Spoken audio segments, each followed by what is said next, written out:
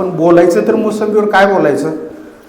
आज जी क्वेश्चनेअर आपण तयार केली होती, जी प्रश्नावली तयार केली होती, त्या प्रश्नावलीनुसार मी बोलत होतो. आज आपल्या लक्षात येते. आणि त्यावेळी एक अशी परिस्थिती होती की बागा मर रोगानं फार जात होत्या.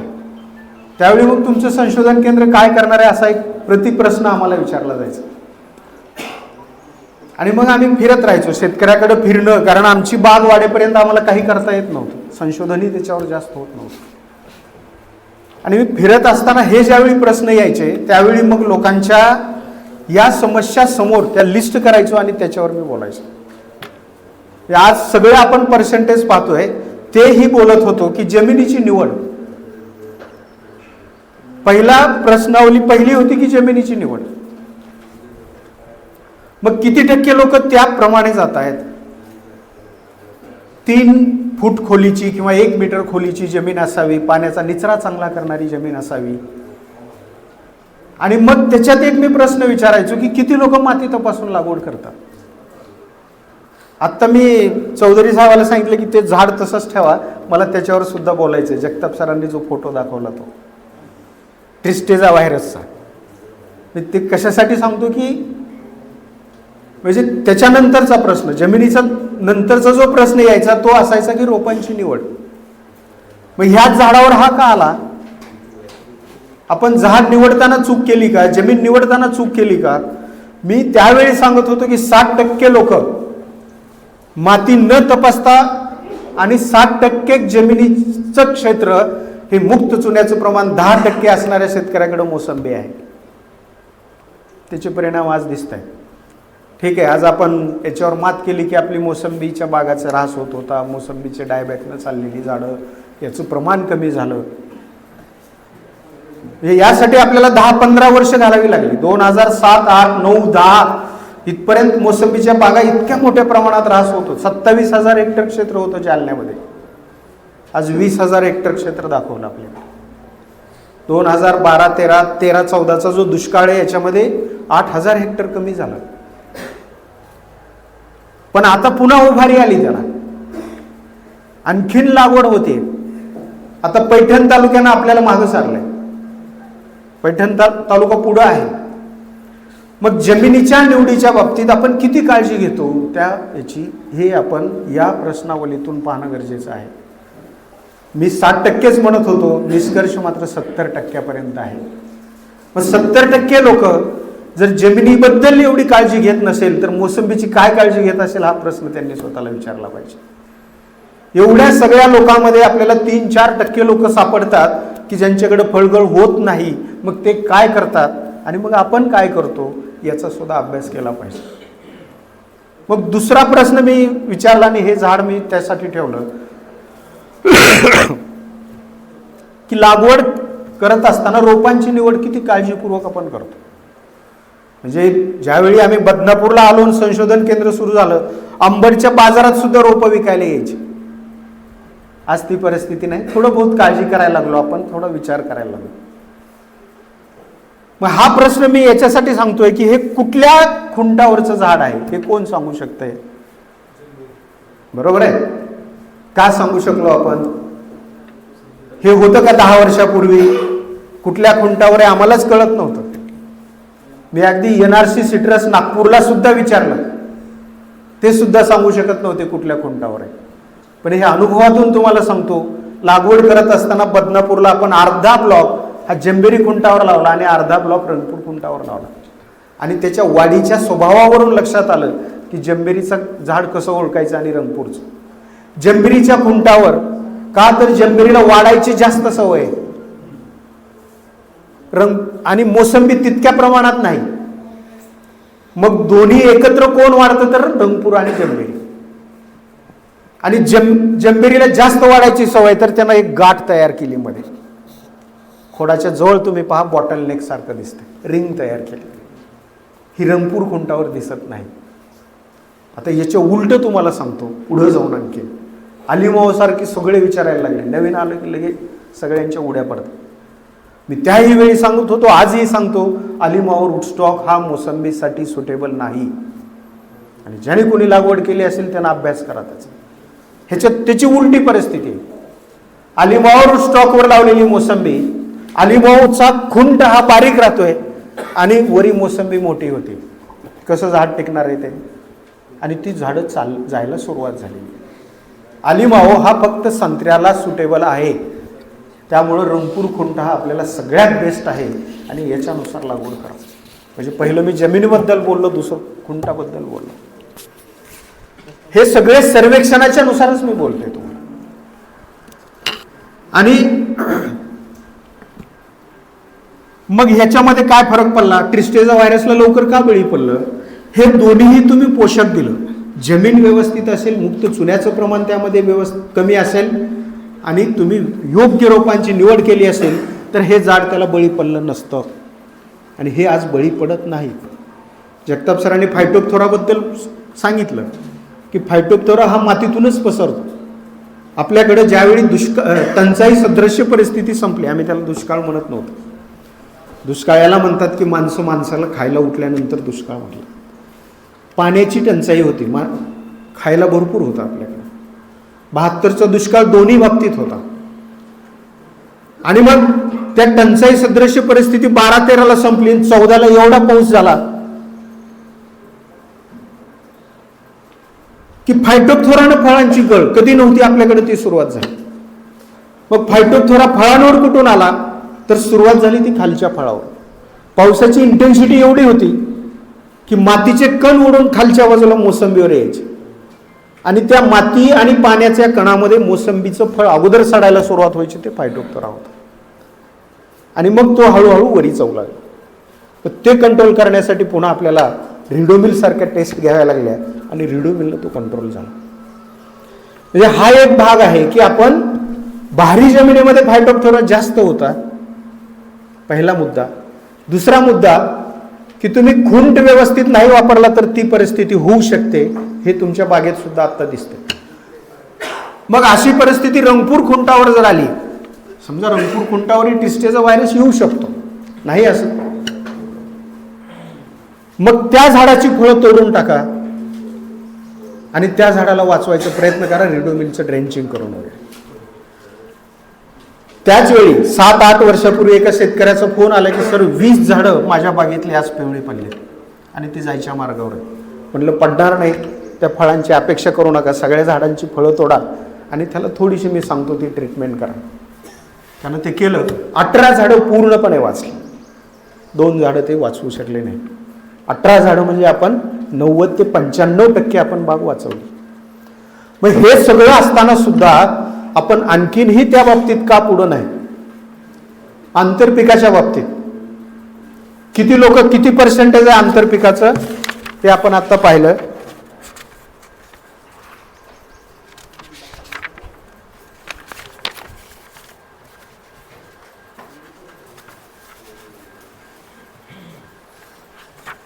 मी याची उदाहरणं सुद्धा तुम्हाला दिली. कापसासारखं पीक, मक्यासारखं पीक, गव्हासारखं पीक आंतरपीक म्हणून मोसंबीमध्ये घेतलं. म्हणजे किती अत्याचार करायचा मोसंबीवर हे आम्ही ठरवलेलं आहे. मग गव्हाला आम्ही 7-7 पाणी देतो आणि मार्च संपला, गहू काढला की मग मोसंबीला पाणी सुद्धा देत नाहीत. पावसाची वाट बघत बिचारी बसते. ही परिस्थिती मोसंबीमध्ये दिसून आली. आणि म्हणून आंतरपिकाचा अतिरेक करू नका हा माझा शब्द आजही तुम्हाला यूट्यूबमध्ये दिसेल. सगळ्या भाषणामध्ये मी हा शब्द वापरतो.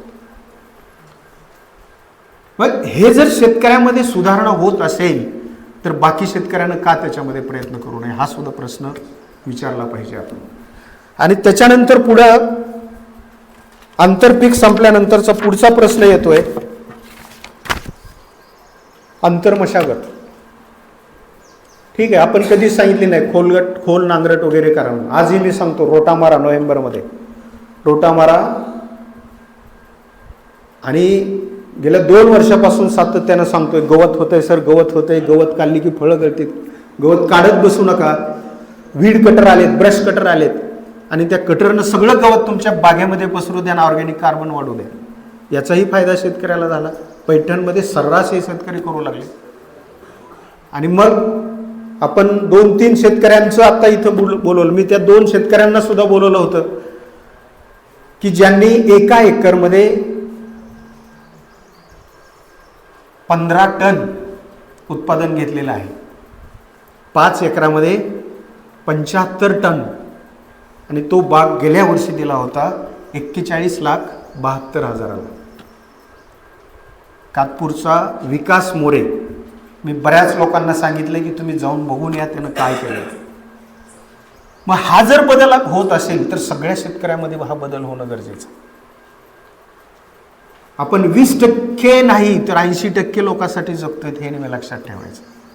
आणि म्हणून 80% लोक जर परिवर्तन करू शकत असतील तर मोसंबीमध्ये परिवर्तन झाल्याशिवाय राहणार नाही. मग त्यानं काय केलं, तो बी तुमच्यासारखंच अनेक कंपन्याचा मारा आता सुरू होतो. नेहमी बहार धरतानाच येतात, पुन्हा कधी येत नाहीत. मग हे खत घ्या ते खत घ्या. मला परांडा तालुक्यातून काल फोन आला ॲडव्होकेट सुभाष मोरे, आणि म्हणले मला 1 लाखाचं औषध त्यानं आणून दिले. कंपनीचं नाव मी सांगत नाही, तुमच्याकडे सुद्धा ती कंपनी आहे. ते म्हणलं पैठणमध्ये काम करतो म्हणून सांगितलं त्यांनी. म्हणलं तुम्ही ठरवा तुम्हाला घ्यायचं आहे नाही घ्यायचं आहे, पण गरज नाही. तुम्ही 50 किलो शेणखत जर दिलेलं असेल तर तुमच्या बागेला ही एवढी मोठी महागाची औषधं घ्यायची गरज नाही. आणि तरी जर तुम्हाला वाटत असेल तर मी काही शेतकरी जे काही रिकमेंडेड आहेत त्याच्यानुसार करतात, त्यांचे फोन नंबर देतो, त्यांना विचारा आणि मग तुम्ही जरूर घ्या.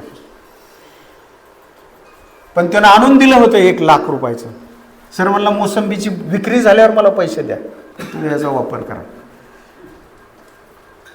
हे आज नाही तर या अगोदर सुद्धा रानडेचं बऱ्यापैकी यायचं आणि पुढच्या वर्षी तू गायबच व्हायचा, तरीही फळगळ व्हायची. मग म्हटलं एवढं जर करून तुमची फळगळ होत असेल तर मग तुम्हाला त्या मार्गानेच जायचंय, तर मग मला कशाला विचारतात. हा प्रतिसवाल सुद्धा मी विचारत होतो शेतकऱ्यांना. आणि म्हणून अंतर्मशागत करत असताना ज्यावेळी तुम्ही ताण द्यायला सुरुवात, त्यांना 20 डिसेंबर तारीख का सांगितली म्हणून मी त्यांना विचारलं. हे आज नाही, मी 10 वर्षापासून सांगतो. 20 डिसेंबरला तुम्ही ताण तोडायला तुमच्या बागा ताणावर येतात, ज्यावेळी 1 नोव्हेंबरला तुम्ही व्यवस्थित ताण देता. हे पूर्वी करत नव्हते शेतकरी. बागेला आता ताण द्यायचा आहे म्हणले की पावसाच्या पाण्यावर ताण देत होते, आणि ताण तोडत असताना बाग भरून घ्यायचे पाण्यानं, त्यामुळे झाडं जाण्याचं प्रमाण जास्त होतं. पण आता बऱ्यापैकी शेतकऱ्यामध्ये सुधारणा झाली आणि हळूहळू पाणी वाढवत चालले. त्यामुळं चांगली ठिबकचं उदाहरण तुमच्या समोर आहे. मी हे आज नाही सांगत, ज्यावेळी टंचाई सदृश्य परिस्थिती निर्माण झाली त्या दिवसापासून सांगतो की ठिबक शिवाय पर्याय नाही. आणि ठिबकनं जर झाडं आपल्याला उत्पादन 10, 12, 15 क्विंटल 15 टनापर्यंत जात असेल तर मग आपण ठिबक पेक्षा सुद्धा मोकळ्या पाण्याचं किंवा फ्लडचं पाणी देण्याची काय गरज आहे. त्यामुळं या बाबतीत आणि मग आंतरमशागतीमध्ये सगळ्यात महत्त्वाचं सांगितलं होतं, ज्यावेळी तुम्ही रोटा मारताय त्याच वेळी बोर्डो पेस्ट. आणि मी संदर्भ दिला होता काही रिसर्च पेपरचा की बागेमध्ये जेवढ्या वाळलेल्या काड्या जास्त असतील तेवढी फळगळ ही जास्त असेल. 22% वाळलेल्या काड्या जर झाडावर असतील तुमच्या पूर्ण झाडाच्या तुलनेत, तर त्या झाडांची फळगळ किंवा त्या बागेतली फळगळ ही 25 ते 30% असते. त्याचं कारण असं की ज्यावेळी जून जुलैमध्ये पाऊस सुरू होतो सगळ्यात अगोदर सडतात त्या वाळलेल्या काड्या, आणि सडलेल्या काड्या बुरशी पकडतात आणि तीच बुरशी फळावर येते, आणि मग तिथं गळीचं प्रमाण वाढतं. म्हणून प्रत्येक वर्षी वाळलेल्या काड्या हे काढल्याच पाहिजेत बागेतल्या, आणि काढल्यानंतर 1% बोर्डो मिश्रणाची फवारणी. बऱ्यापैकी इथं फवारणी घेणाऱ्या शेतकऱ्याचे निष्कर्ष दिसून आले. 1% बोर्डो मिश्रण म्हणजे मोरचूद आणि चुना, याच्यापेक्षा दुसरं काहीही नाही. सगळ्यात बेसिक आहे. ओरी करा, बागेमध्ये करा, जमिनीवर करा, त्याचा फायदा तुम्हाला होईल आणि फार महागाचं नाही. पुन्हा प्रश्न आला की वातावरण बदलामुळं प्रत्येक वर्ष हे वेगळं आहे. मी तुम्हाला नेहमी सांगितलेलं की लिहून ठेवा या वर्षी आपल्याला वेगळी काय अनुभव आले. एक वर्ष असं येतं की जूनमध्ये पाऊसच नव्हता. मागचंच वर्ष असं होतं की जूनमध्ये पाऊस नव्हता. पाऊस आला तो जूनच्या शेवटच्या आठवड्यात किंवा जुलैच्या पहिल्या आठवड्यात काही भागामध्ये. मी ठामपणे सांगत होतो की यावर्षी तुम्ही डासाला घाबरायची गरज नाही. फार कमी प्रमाणात डास येण्याचं प्रमाण हे 5 ते 10% होतं. जूनच्या पहिल्या आठवड्यात किंवा मृग नक्षत्राचा पाऊस पडला की तिथून गुळवेल स्प्राउटिंगची फार मोठ्या प्रमाणात वाढ होते. जेवढा उशीर होईल तेवढा गुळवेल वाढत नाही पुढे. आणि गुळवेल नाही वाढला की डासाबद्दल घाबरायची गरजच नाही. हे सगळं चक्र त्या वातावरणावर आहे. पुन्हा प्रश्न निर्माण झाला की आम्ही सांगायचो सप्टेंबर ऑक्टोबर मध्येच मंगू येतो, त्याला तुम्ही मंगू म्हणता, आम्ही त्याला लाल कोळीचा प्रादुर्भाव म्हणतो. पण मागच्या 2 वर्षापासून वर्षभर बागेमध्ये मंगू दिसत होता. याचं नेमकं कारण काय? डवले साहेबांनी मला विचारलं, तुम्ही तर सांगता, तुमच्या व्हिडिओमध्ये मी बघितलं की सप्टेंबरमध्ये मंगूचा प्रादुर्भाव वाढतो का, हीट आणि आर्द्रता हे दोन्ही सप्टेंबरमध्ये मिळतं आणि मग कोळीचा प्रादुर्भाव वाढतो. मग आता नेहमीच का वाढायला लागला? त्यासाठी सुद्धा निष्कर्ष बाहेर आले. 3 कृषी विद्यापीठाच्या प्लांट प्रोटेक्शनच्या शास्त्रज्ञात आम्ही पण होतो आणि त्याच्यातून एक निष्कर्ष बाहेर आला. म्हणजे अकोल्याचे इंगळे होते आणि राहुरीचे सुपे होते. आणि मग इन्सेक्टिसाइड किती वापरायचे? सिस्टेमिकचा वापर सुरू केला. सिस्टेमिक इन्सेक्टिसाइड वापरायला ज्यांनी सुरू केलं त्या बागेत त्याचा प्रादुर्भाव जास्त दिसून आला. कारण कोळी हा कीड नाही. कितीही कीटकनाशक बाहेरची वापरली तरी त्याला काही फरक पडत नाही. त्याला साधं गंधक मारलं की त्याचं आयुष्य संपलं. मग आम्ही गंधक सांगत होतो तरी सुद्धा भारीचे इन्सेक्टिसाइड वापरले आणि वर्ष त्याला पोषक आहे. ते सिस्टेमिक इन्सेक्टिसाइड त्याला पोषक आहे, त्याचं आणखीन मल्टिप्लिकेशन होत राहतं. मग वातावरणाला सुद्धा ते विसरून जातं. मग जिथं गरज नसताना आम्ही जास्तीचं का खर्च केला, हाही प्रश्न येतो. म्हणून ज्या ज्यावेळी तुम्हाला बागेमध्ये काळे डाग दिसायला लागतात त्यावेळी बघा तुम्ही गंधकानं 100% रिझल्ट मिळतात. या वर्षीच मी उदाहरण सांगतो तुम्हाला. मी फक्त म्हटलं त्यांना गंधक वापरा सर, स्वस्तात तुम्ही मला चांगलं सांगितलं आणि त्यांचा मंगूची जी वाढ होत होती ती पूर्णपणे थांबली. पण हे सगळं करत असताना मी पुन्हा सांगायचो बहाराचे नियोजन. हे मी तुम्हाला 2009चं सगळं सांगतोय की मी एक टप्पा मांडत चाललोय आणि ह्याचं सर्वेक्षण आपण केलं आणि याच्याच आधारे सगळे प्रश्न आपण तयार केले होते. मग बहाराच्या नियोजनावर मी 1.5 तास बोलत होतो. बहार धरायचा कसा, कोणता बहार घ्यायचा, मृग बहार घ्यायचा का आंबे बहार घ्यायचा, त्याचा सुद्धा प्रश्न आपल्या ह्याच्यामध्ये होता की मृग बहारामध्ये गळ कमी आहे, आंबे बहारामध्ये गळ जास्त आहे, पण आंबे बहाराला भाव जास्त मिळतोय. सॉरी. आणि आंबे बहाराचं बागेचं आयुष्य जास्त आहे, हे आपल्या प्रेझेंटेशन मध्ये आहे, नेहमी सांगितलेलं आहे. मग आम्हाला आंबे बहार घ्यायचा आहे तर आंबे बहाराची गळ का कशी करता येईल. पुन्हा त्याच्यानंतर अगोदरचा एक प्रश्न राहिला, आंतरपीक किंवा आंतरमशागतीच्या अगोदर झाडामधलं अंतर. कधी कुणी सांगितलं तुम्हाला 15 बाय 15 वर लागवड करायची? रोपवाटिका धारकानं सांगितलं की 12 बाय 10 वर लागवड करा, लवकर फळं लागते. आम्ही लागवड करायला लागलो. फळगळ सुरू झाली त्यावेळी कुठं गेला रोपवाटिका धारक? आणि हा प्रश्न मी अल्ट्रा हाय डेन्सिटी मँगोच्या सुद्धा विरोधात बोललो, देवगिरी कॉलेजच्या सभागृहामध्ये बोललो आणि आंब्याचे तज्ज्ञ म्हणणाऱ्या लोकांना सांगितलं याचे प्रयोग न होता तुम्ही जर शेतकऱ्याला सांगत असतील तर ते आलेले प्रश्न फेस आम्हाला करायचे. कृषी विज्ञान केंद्र असेल, कृषी विद्यापीठ असेल, हे प्रश्न शेवटी कोणाला सोडवायचे? म्हणजे तुम्हाला आम्ही रोपं विकण्यासाठी सांगत असाल ती लागवड 10 बाय 12 वर करा किंवा 15 बाय 10 वर करा, पुढे येणारे प्रश्न हे सोडवला पुन्हा हे कारणीभूत असतात. ते जे काही सांगतात त्यांचा काही प्रश्न नसतो, काही न करता जे सांगतात त्यांचा काही प्रश्न नसतो. अल्ट्रा हाय डेन्सिटी आंब्यामध्ये आंथ्रॅकनोज आमच्याकडे कधी दिसला नाही, पण 12 बाय 6 वर लागवड करणारा मराठवाड्यात आंथ्रॅकनोज दिसला. कोकणात दिसायचा, कोकणात होता, कधीही आला नाही. मग आता त्याला प्रश्न कुठून निर्माण झाला? म्हणलं आम्ही सगळ्यात कमी फक्त 12 बाय 8 वर येऊ शकतो, त्याच्यापेक्षा खाली नाही, आणि ह्याचं रिकमेंडेशन आपल्या हिमायत बागेतून आम्ही दिलेलं आहे. तुम्ही ठरवा आता किती अल्ट्रा घ्यायचं आणि किती कमी व्हायचं. त्यामुळं अंतर लागवडीचं हे सुद्धा ठरलेलं आहे. 18 बाय 18 हे सगळ्यात चांगलं आहे. आणि जर तुम्हाला कमी, सगळीच आता हाय डेन्सिटीमध्ये बोलायला लागले तरी सुद्धा मी तुमच्या व्हिडिओमध्ये बघा 20x10 2 ओळीतलं अंतर अजिबात कमी करू नका, हेच वाक्य आहे माझं. 2 झाडातलं अंतर कमी करा. पूर्व पश्चिम हे अंतर कमी करू नका, दक्षिण उत्तर हे अंतर तुम्ही कमी करू शकता.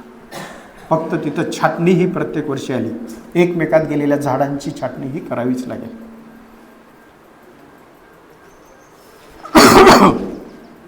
आणि मग बहाराचं नियोजन याबद्दल या वर्षीचं जरा विस्कळीत आहे. अशी परिस्थिती 2011लाही आली होती. 11 नोव्हेंबरला आपल्याकडे इतका पाऊस सुरू झाला की 16-17 नोव्हेंबरपर्यंत पाऊस पडत होता.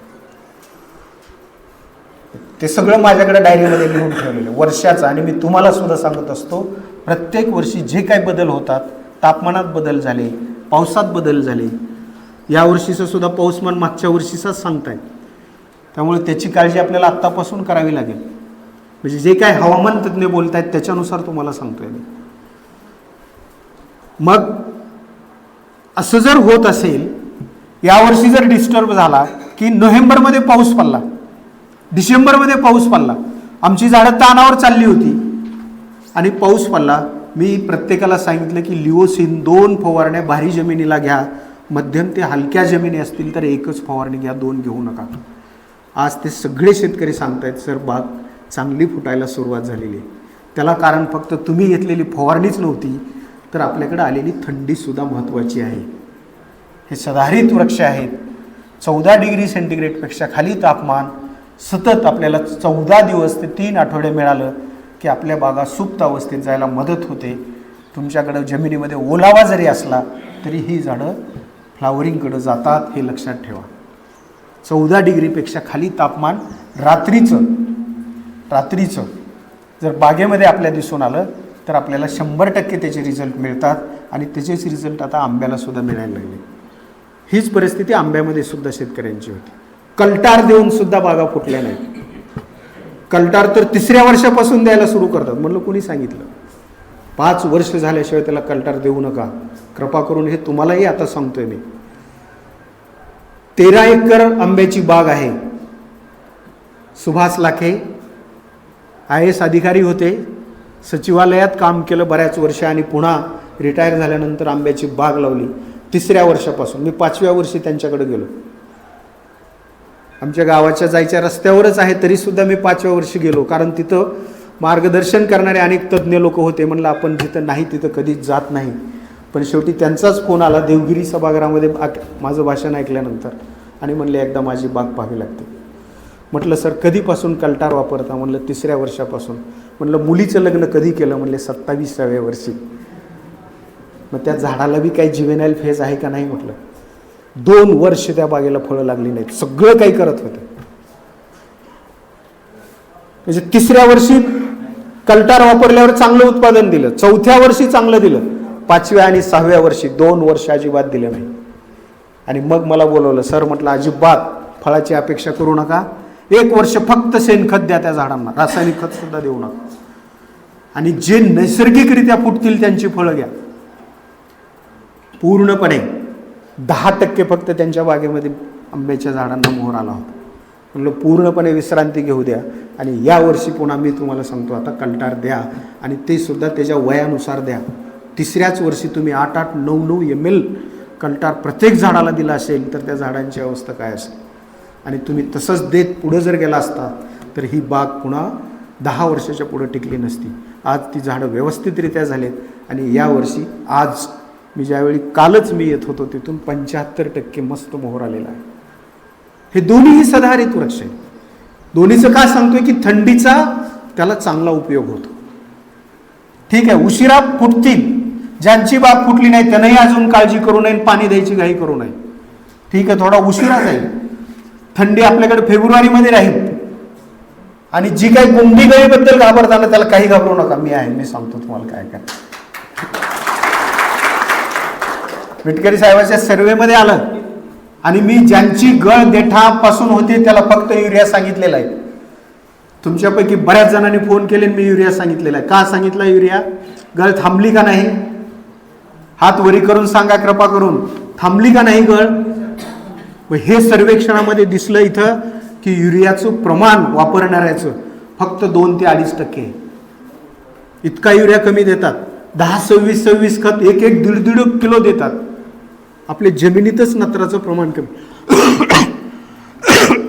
सॉरी, मला थोडा खोकल्याचा त्रास आहे म्हणून मी अन्नाच्या थोडं लांब बसलो होतो. बसताना आयसोलेशन जगताप साहेबांनी सांगितलं होतं.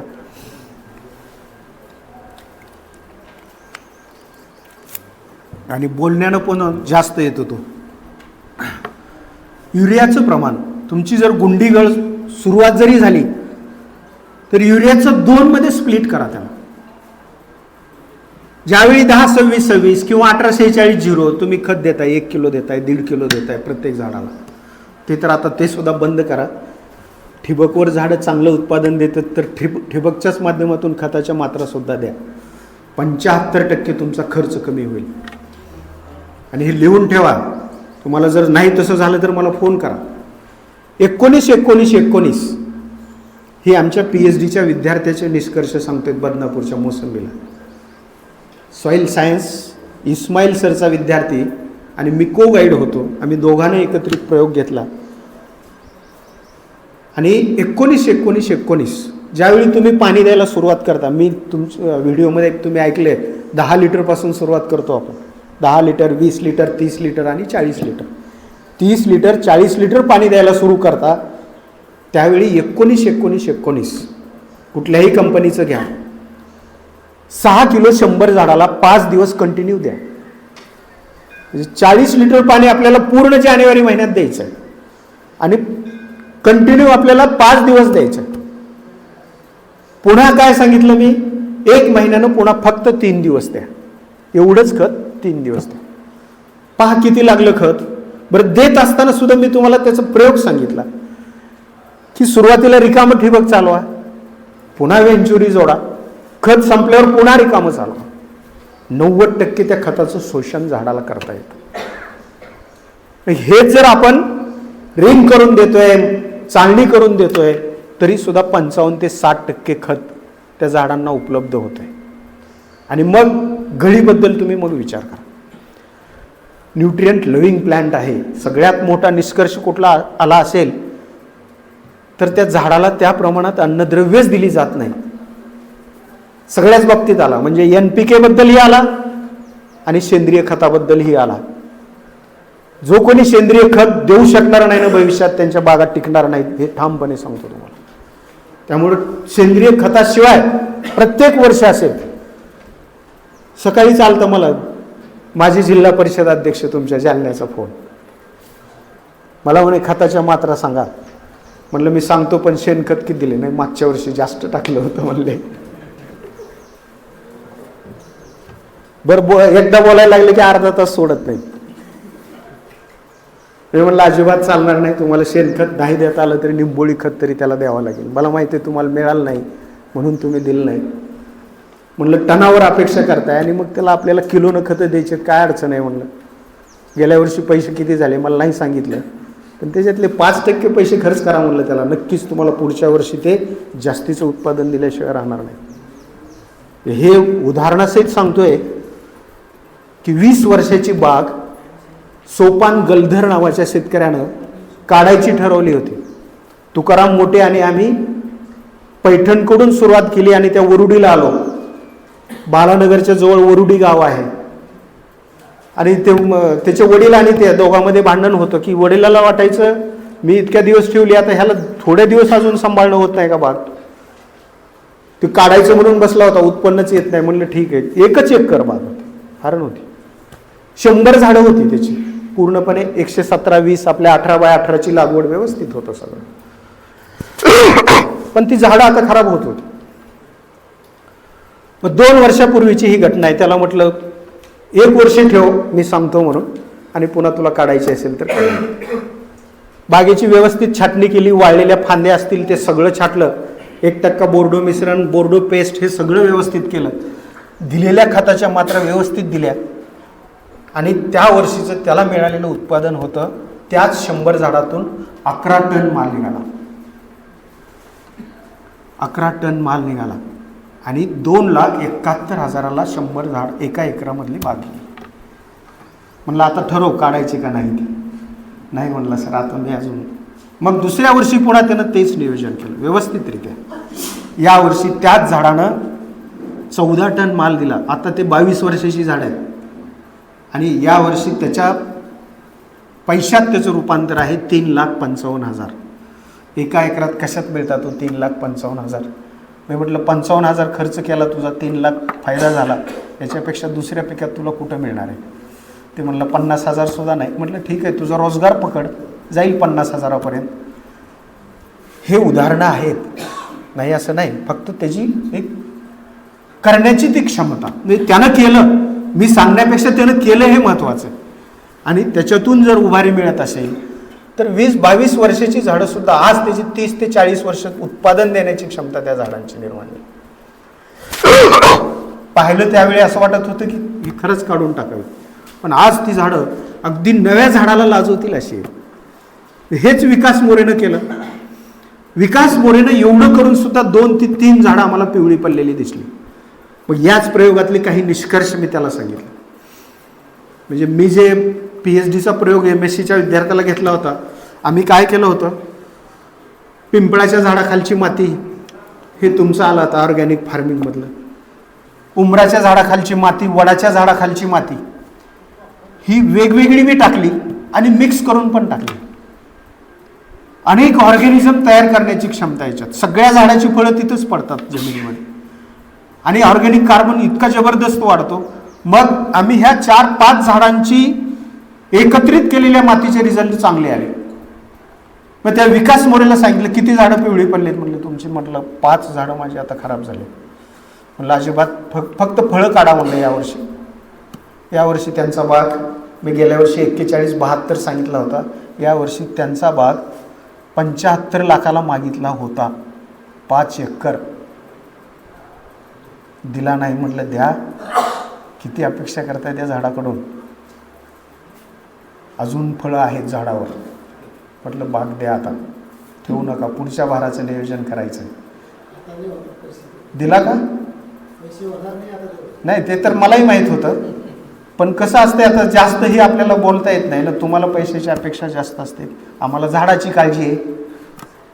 त्या दोन्हीच्या गोष्टीत ते विचार अडकलं. पण वास्तविकता आहे, झाडं बघण्यासारखी आहेत, फळांचा आकार हे सगळं अगदी व्यवस्थित आहे, छान आहे. कधीही जाऊन पाहू शकता. पावन गणपतीच्या समोर कॅनॉलनं गेलात की पहिला बंगला त्याचा आहे. हे 2-3 वर्षातलं सगळं बंगला वगैरे सगळं फार्म हाऊस वगैरे 3-4-5 वर्षात. या अगोदरही करत होतो म्हणले, पण थोडा यूट्यूबनं फरक पडला आणि परिणाम दिसून आला. यूट्यूब सगळ्यांकडे आहे, सगळे ते करू शकतात चांगल्यापैकी. आणि मग मी त्यांना सांगितलं की तुमच्याकडे सुद्धा उमराची झाडं असतील कोणाकडं, त्या झाडाखालची माती घ्या, पिंपळाच्या घ्या, सगळी घ्या आणि ती माती तुमच्या झाडाला, त्या झाडाला टाका आणि त्याला पाणी द्या. पूर्णपणे 5ची झाडं रिकवर झाली. याचा अर्थच असा सांगतोय की आपण त्या जमिनीकडून हार्वेस्ट केलंय, फक्त तिला त्या प्रमाणात काही दिलं नाही. आणि म्हणून न्यूट्रिएंट लव्हिंग प्लांट आहे. मी आज नाही बऱ्याचदा सांगितलं. आणि त्यालाच तुम्ही न्यूट्रिएंट देत नाही, मग का तो ग्रीनिंगला बळी पडणार नाही, का टिस्टेजाला बळी पडणार नाही, का फायटोप्थोराला बळी पडणार नाही. म्हणून सेंद्रिय खताचा वापर जास्तीत जास्त करा. 50 किलोला तोडजोडच नाही असं मी म्हणतो, तयारच करा. कसं करता येईल ते करा. पैशात रूपांतर व्हायला ना मग का करायला नको. नॅडेप बांधा, काही करायचं ते म्हणा. गांडूळ खताचे प्रोजेक्ट घ्या, पण त्याशिवाय पर्याय नाही. आणि हे सुद्धा मी पर्यायानं सांगितलेलं आहे. 50 किलो शेणखत नाही देऊ शकले तर 20 खत गांडूळ खत द्या, आणि तेही नाही देऊ शकले तर निंबोळी खत 15 किलो तरी प्रत्येक झाडाला प्रत्येक वर्षी द्या. आणि बघा मग झाडाची गळ होते का, फळांची गळ होते का. तुम्ही फक्त रासायनिक खतावर जर त्याच्या मात्रा ठरवत असाल तर तुम्हाला त्याचे रिझल्ट कधीही मिळणार नाही. आणि म्हणून न्यूट्रिएंट अपटेक हा चांगल्या रीतीनं वाढवण्यासाठी सेंद्रिय कर्बाचं प्रत्येकावर अवलंबून आहे. असं नाही की आम्ही आता 1846 झिरो दिलंय, पोटॅशची गरजच नाही, क्वालिटी येणारच नाही तुमच्या फळांना. पोटॅशची गरज आहे, त्याशिवाय त्याच्यामध्ये रस तयार होणार नाही, पिवळेपणा चांगला निर्माण होणार नाही, किंवा त्या सालीला चांगली चकाकी निर्माण होणार नाही. म्हणून ह्या सगळ्यांची गरज आहे. आणि म्हणून मला सगळ्यात चांगलं वाटतं 19-19-19 तिन्ही घटक सारख्या प्रमाणात आपण त्या झाडांना देतो. आणि सगळ्या झाडाला ते जर न्यूट्रिएंट चांगले मिळाले, आता ठीक आहे काही लोकांकडे 12%ची आहे, पण सर मग मी काय मोसंबी लावू नको का? आम्ही सांगितलं लावा, पण 50 किलोपेक्षा 60 किलो शेणखताची तयारी करा. शेणखत 12 हे मुक्त चुना हा 12% आहे, तर शेणखत थोडंसं वाढवा, नक्की तुम्हाला रिझल्ट मिळतील. पण 18%चा असेल, सोनवणे साहेब आपण ह्याचा, मिटकरी साहेब आपण, चौधरी साहेब होते, आंबडचे शेतकरी ते राठीजी, नंदकुमार राठी, काय नाव त्यांचं, सत्यनारायण राठीजी. मग यांच्या बागेवर आम्ही KVK बरोबर सगळे गेलो की 4-5 वर्ष झालं तरी ती झाडं 2 आणि 3 वर्षाचीच दिसत होती. सानवट जमीन होती. आणि म्हणले काय मी शेणखत बी देतोय, जेवढं सांगितलं ते KVKनं मला सांगितलंय, आणि मी खत देतोय तरी त्या झाडाची वाढ होत नाही. आणि आम्ही माती तपासली, 18%, बरोबर आहे चौधरी साहेब, 18% मुक्त चुन्याचं प्रमाण उपलब्धच होऊ देत नव्हतं. तुम्ही टाकलेली खतच त्याला उपलब्ध होऊ देत नव्हतं. आणि मुक्त चुन्याचं रिझल्ट असा आहे की ज्यावेळी तुम्ही पाणी देता तोपर्यंत ते ओलसर झाडं सुद्धा चांगली दिसतात. आणि एखाद्या वेळी तुमच्याकडून पाणी द्यायला उशीर झाला की ते त्या मुळ्याला घट्ट असं पकडून ठेवते. म्हणजे त्याला जे काय अन्न घ्यायचं ते तर बंदच करताय, पण श्वास सुद्धा त्याला घेऊ देत नाही. आणि अशा परिस्थितीत ती झाडं वाढत होती. म्हटलं अजिबात ठेवू नका, झाडं काढून टाक. तुम्हाला दुसरी जमीन असेल तिची माती तपासा, मग तिथं लागवड करा. आणि त्यांनी पुन्हा मग दुसऱ्या क्षेत्रात लागवड केली आणि आता मोसंबीचं उत्पादन चांगल्यापैकी घेत आहेत. म्हणजे हे सगळं शेतकऱ्याच्या सर्वेक्षणातून पुढे येत आहे. आणि हेच खरं संशोधन आहे. संशोधनात एक्सटेन्शन करत असताना, इकॉनॉमिक्सचे अभ्यास, कॉस्ट ऑफ कल्टिवेशन करत असताना काय करतात? क्वेश्चनेअर तयार करतात, तुम्हाला प्रश्न विचारतात, तुम्ही जे काय केलंय त्याचे निष्कर्ष काढतात आणि तेच प्रेझेंट करतात. तेच खरं संशोधन. याच्यापेक्षा मोठं संशोधन मिटकरी साहेबांनी सांगितलं की भारतामध्ये असा सर्वे कुठे गेला नाही की फळगळ झाली. ती खरं तर हे CCRIनं फार पूर्वी करायला पाहिजे होतं. ही समस्या मोसंबीतच आहे असं नाही, संत्र्यामध्ये तशीच आहे. तुम्ही ऐकलं असेल गेल्या वर्षी संत्र्याची पसरण झाली होती आणि विदर्भातले शेतकरी मग आपल्यापेक्षा अग्रेसिव्ह आहे. त्यासाठी ते संत्र्याच्या माळा घालून फिरत होते सगळीकडे. मग एवढी गळ होते, मग संशोधन केंद्र काय करते हा प्रश्न निर्माण होतो. म्हणून ज्यावेळी टोपे साहेबाला प्रत्येक ठिकाणी गेले की मोसंबीची गळ आहे, मोसंबीची गळ आहे, त्यांनी अण्णाला फोन केला. अण्णा म्हणले MB पाटलालाच बोलावं लागतंय. आणि मग घनसांगवीला कार्यक्रम घ्यायला 900 लोक होते, 900 शेतकरी, प्रत्येक मुद्दा व्यवस्थित, आणि 1.5 तास लिहून घेत होते. म्हणलं सर ह्याची आम्ही आता, ते म्हणले ह्याचा निष्कर्ष काय? म्हणलं ह्याची आम्ही क्वेश्चनेअर केली आणि ती आम्ही पुस्तक रूपात बाहेर देऊ म्हटलं. म्हणजे शेतकरी काय करतात आणि आमचं रिकमेंडेशन काय आहे, तर हे सगळ्याला फायद्याचं होईल. हे मी मुद्दे कशासाठी सांगितले यांना? याच्यासाठी की आज की मी हे सगळं लिहून घ्यायचो आणि त्याच्यावर बोलायचं. सिनियर टोपे साहेबांनी सांगितलं तुम्ही जे बोलता ते पुस्तक रूपात लिहा. SS कदम सर असल्यामुळे त्याला रिस्पॉन्स मिळाला आणि 4,000 ते 5,000 प्रती तयार झाल्या. ते पुस्तक लिहिलं मी. पण पुन्हा विद्यापीठात अनेक प्रयत्न करून मला शेतकरी इतके विचारतात की सर तुमचं पुस्तकच नाही, आणि ते पुस्तक रूपात यावं यासाठी मी KVKची नक्कीच मदत घेईल. म्हणजे आपले जे काही रिकमेंडेशन्स आहेत हे सगळे आपण मांडू आणि शेतकऱ्यानं जे काही प्रयोग केले, जे काही क्वेश्चनेअर आपण तयार केली ते सुद्धा त्या पुस्तकात देऊ, जेणेकरून प्रत्येक शेतकऱ्याला त्याचा फायदा होईल. यामुळं थोडं सहकार्य. आणि रिटायर मला व्हायला 6 महिने आहेत, तोपर्यंत ते पुस्तक तयार व्हावं. आणि मी सगळं मटेरियल द्यायला तयार आहे. मेटकरी साहेबाला माहीत आहे, त्यांना कुठलाही प्रश्न विचारला तर मी अगोदर त्यांना सांगतो, नंतर मग दुसऱ्यांना सांगतो. म्हणजे आता काय होणार आहे याचं सुद्धा मी त्यांना सांगतो, कारण जास्त संपर्कात ते आहे. मी आता थोडासा बाहेर पडलोय, आणखीन बाहेर गेलोय, आणि मग त्या शेतकऱ्याला त्याचा फायदा व्हावा भविष्यामध्ये. म्हणून रिटायर झाल्यानंतर ते पुस्तक पब्लिश झाल्यानंतर पैठण ते घनसांगवीत पायी दिंडी सुद्धा करायची आहे आपल्याला, तुम्हा सगळ्यांना घेऊन.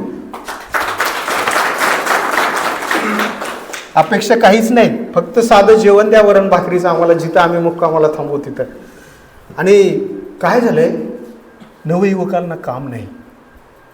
व्यापाऱ्याची डॉमिनन्सी इतकी आहे मोसंबीमध्ये, त्यानं ठरवलं तर आज विकास मोरेचे काय हाल करायला लागले मी पाहतोय. तर मी आठवड्याला त्यांना फोन करतो. आणि हे जे युवक आहेत ना आपल्याकडं बऱ्याच सगळ्या गावात आहेत, 30 वर्ष झालं 35 वर्ष झालं बिचारीचे लग्नसुद्धा होत नाही, त्यांना ह्याच्यात गुंतवायचं. हे का व्यापारी होऊ शकत नाही? होईल थोडा त्रास. सह्याद्री फार्मर्स प्रोड्युसर कंपनी तयार होऊ शकते, मग आपली का होईल? आपली बालानगर होईल ना सुरू. होईल थोडा त्रास, पण कुठंतरी त्याला चालना द्यावी लागेल, प्रोत्साहन द्यावे लागेल, त्यासाठी फिरायचं. आणि म्हणून त्या युवकांना घेऊन फिरायचं. ती करू शकतात. तुम्ही आपल्याला ते शिंदेकडे जाता येईल, सह्याद्रीकडे जाता येईल. त्यानं काय केलं होतं? ट्रकनं गेला होता माहिती आहे मुंबईला तुम्हाला. सुरुवात पैसे नाहीत म्हणून ट्रकनं अर्ध्यावर त्याला उतरवलं होतं. म्हणून काय सोडून दिलं का? सातत्य ठेवणं अतिशय आवश्यक. आज विमानानं फिरतोय, एक्सपोर्ट करतोय, नाशिकचे द्राक्षे एक्सपोर्ट करतोय. फक्त द्राक्षेच नाही, तेवढ्यावर न थांबता प्रोसेसिंगमध्ये घुसला आणि अनेक कंपन्याला पॅक करून केचप. ज्यावेळी आम्ही गेलो एका मिटिंगला, तिथं आपल्या कारखान्यावर जसं ऊसाच्या ट्रकाची रांग लागली होती ना, तशी टोमॅटोच्या ट्रकाची रांग लागली होती त्याच्या समोर. एवढ्या मोठ्या प्रमाणात तो टोमॅटोचं सॉस आणि केचप किसान कंपनीला पुरवत आहे. नाव किसानच ठेवा म्हणे, माझ्या नावाची गरज नाही, पण तुम्हाला क्वालिटी देईल. हा भरोसा जर तुम्ही शेतकऱ्यामध्ये उतरवला तर नक्कीच मोसंबीच्या बागेला आणि मोसंबीला प्रेरणा मिळेल असं मला वाटतं. आणि म्हणून ते करायचं. त्या सगळ्या युवकांना आपण काम देऊ, व्यापाऱ्याला नाही, बागवानाला नाही, बागवानाकडून थोडं बाजू. म्हणजे गेल्या वर्षी 41,71,000ला 5 एकरातली बाग विकास मोरेची घेतली आणि त्या बागवानानं 80 लाख रुपये केले. 80 लाख रुपये केले. मग हा मधला गॅप का युवकांना साधू नये, का ही संधी घेऊ नये, हा विचार फार दिवसापासून मनात घोळतो. आणि म्हणून मी आज माझ्या मनात आलं की आपण असं काही करता येईल का. म्हणून मग गाडी चालवत चालवत म्हटलं आपण अशी दिंडीच काढू. म्हणजे समजा आपण त्या शेवटचं गाव आपण घनसांगवीचं ते लिंबी सतीस्तौर, त्याच्यात तिथून सुरुवात करून विकास मोरेकडे संपवू. जेवढे युवक सामील होतील त्यांना आपण नक्कीच मार्गदर्शन करू. त्यामुळं ह्या सर्वेचा हे काही चांगल्या गोष्टी बाहेर येण्यासाठी नक्कीच उपयोग झाला असं मला वाटतं आणि त्याचा फायदा आपण प्रत्येकानं घ्यावा. त्यामुळं ती काय प्रत्येक वेळेचं प्रेझेंटेशन मी काही दाखवायचा प्रयत्न केला नाही. जे काही निष्कर्ष आहेत हे तुमच्या समोर आहेत आणि हे शेतकऱ्यांमधून आहेत. त्याचा फायदा सगळ्यांनी घ्यावा आणि मोसंबीला चांगले दिवस आणावेत. मोसंबी चिकनगुनिया झाल्यावरच किंवा करोना आल्यावरच मोसंबीचे भाव वाढू नयेत, तर तो येऊ नये, तशी परिस्थिती येऊ नये यासाठी मोसंबीची प्रसिद्धीसुद्धा करणं गरजेचं आहे आणि ती खाल्ली पाहिजे. प्रत्येकानं ती खाल्ली पाहिजे, तर ते आपण दुसऱ्यालासुद्धा सांगता येईल. तिचे नक्कीच चांगलं मार्केटिंग राहील. हे आपण त्या दिंडीच्या मार्फत नक्कीच करू. तर एवढ्यासाठी मी आज इथपर्यंत आलो. धन्यवाद मला संयोजकाने संधी दिली त्याबद्दल आणि आपणही शांतपणे ऐकल्याबद्दल. पुन्हा एकदा सर्वांचे धन्यवाद. धन्यवाद सर.